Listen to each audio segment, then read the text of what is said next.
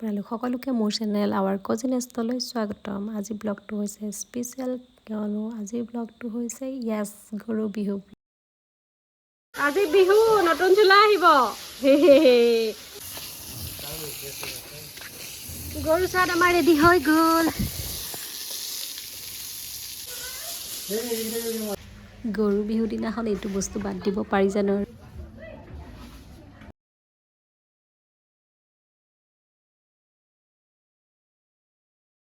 আমি এতিয়া গৰু গা পা ধুৱাই গৰু বিহু দিনাখন ওলাই আহিছো বজাৰলৈ বুলি। গৰু বিহুৰ দিনাই শ্বপিং মলত ইমানেই ভিৰ হ'বলৈ ধৰিছে। আগৰ দিনত যেনেকৈ হুঁচৰি গাবলৈ ৰাইজৰ ঘৰত বিহু দলৰ হতাৰ পৰা লাগে, আজিকালি তেনেকৈ শ্বপিং মলবিলাকত মই আগত কিনো সেইটো হতাৰ পৰা লাগে। বিলিং কাউণ্টাৰত যিহে মানুহ, বিচাৰিলে ইয়াতে 5-10টামান হুঁচৰি দল ওলায়ে যাব।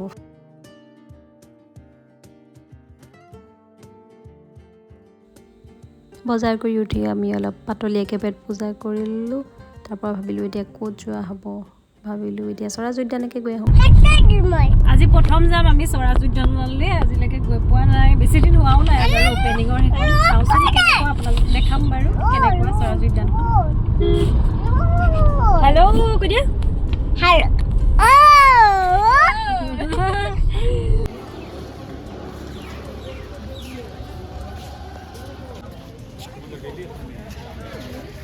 অসম, মিজোৰাম, অৰুণাচল প্ৰদেশ, ত্ৰিপুৰা, মণিপুৰ।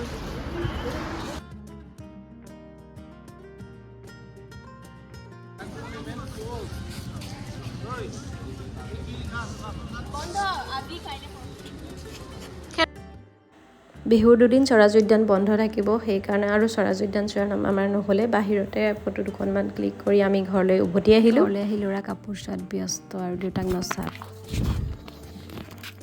জাক দিব লাগে ন আজি? আজি জাক দিব লাগে। পতান, মাটিৰতি, বিলঙনি এইবিলাক গৰুৰ কাৰণে ভাল। বিহু পিঠা খা, বিহু পিঠা। টিকলাক।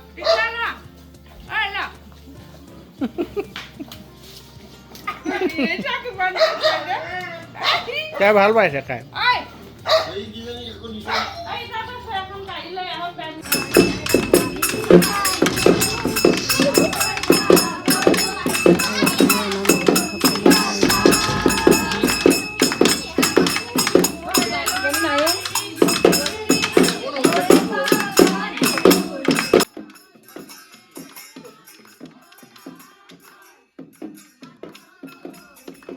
এইহেন বহাগৰ বিহুটোত আৰু ননচাকৈ পাৰিনে নজনাই আৰু কঁকালটো অকণমান ঘূৰাই দিলোঁ।